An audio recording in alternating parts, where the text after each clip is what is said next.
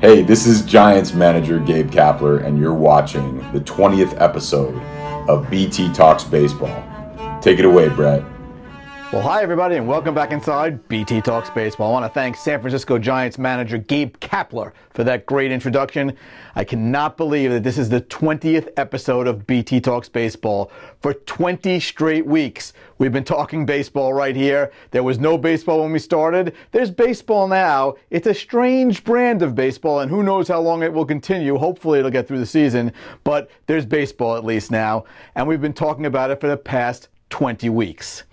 My guest today is former Philadelphia Phillies infielder Mickey Morandini. You know, it's funny. When Mickey Morandini was playing for the Phillies, I was rooting against him each and every time I saw him play, because they were rivals, of course, with the team I root for, the New York Mets. However, Mickey Morandini was a scrappy player. He was a good, solid infielder and went to the World Series with the Phillies in 1993.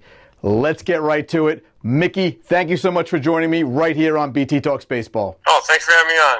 Mickey, you had a couple of really good seasons individually, but 1993 is when it really all came together for the Phillies. You guys had lost more than 90 games the year before and actually went on to have 97 wins in 1993 and made it all the way to the World Series. Can you talk about that experience?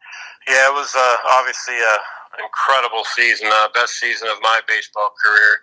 You know, we came into spring training that year, once again picked to come in last by all the major publications and all the big sports writers and things like that. But Lee Thomas did a great job. Instead of going out and getting one superstar or something like that, he got about 6 or 7 really good players. And I'm talking like Danny Jackson and Pete Incaviglia and Milt Thompson and Jim Eisenreich and those types of players that really they weren't superstars, but they were really good players and knew how to play the game. And as you just mentioned, it was a very special year for you guys. But what was it like when you finally stepped foot on the field for Game 1 of the World Series? Well, you play baseball to win and get a chance to play in the World Series. So when it finally happens, there's all kind of emotions: excitement, nervousness. But it was exciting, and like I said, it's a shame we just came up a little bit short. I know 1993 was very special for you, and of course 1995, individually, you had a great season. You were an all-star that year. But in 1988, you got to represent the United States in the Olympics, and you won a gold medal with the team. What was that experience like?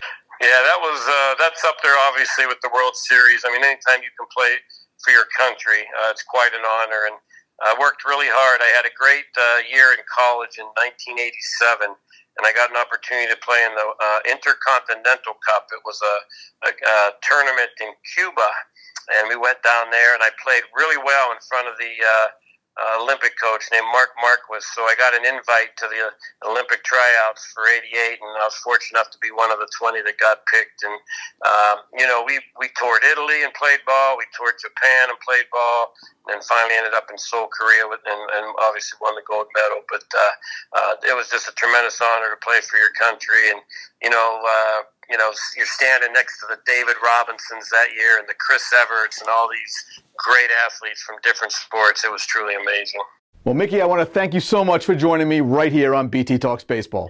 Oh, thanks for having me anytime, and stay safe, and good luck with the show the rest of the year.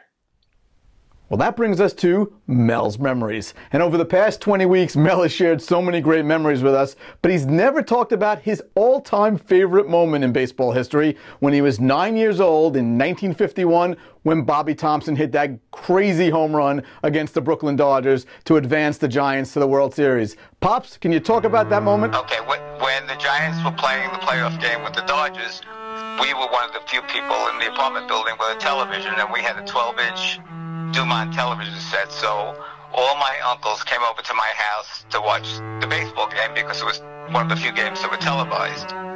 And when Bobby Thompson hit the home run, my Uncle Gus jumped up and started screaming and running all over the house. I was laying on the carpet watching the television. I don't really remember if I understood exactly what happened, but the whole family, all the men in the family were going crazy. Well, I know you and I have talked about that home run for many, many years. Thank you so much for sharing that memory. Say hi to Mom. I love you. I love you too. Well, that'll do it for another episode of BT Talks Baseball. I want to thank my guest, Mickey Morandini. I want to thank my dad for sharing his memory. And you know, after 20 straight weeks of BT Talks Baseball, I'm going to take a little break. I'm working on a bunch of projects, including my new book, Mets Mount Rushmore, a decade-by-decade look at the greatest Mets of all time. I've had a blast for the past 20 weeks. I've had some great guests. I've waited for Itzhak Perlman to come. He still hasn't shown up. If he shows up, I will let you know. We've heard some great cello music, and we've heard some great memories from my dad. And we've even heard about some ballpark food, and we will hear more. BT Talks Baseball is not going away, it's just taking a break. Until next time, I leave you as always with the words of Tug McGraw, you gotta believe. Bye-bye everyone, I'll see you very soon. If you are interested in getting a signed copy of any one of Brett Topel's books, please visit us at www.topelmetsbook.com.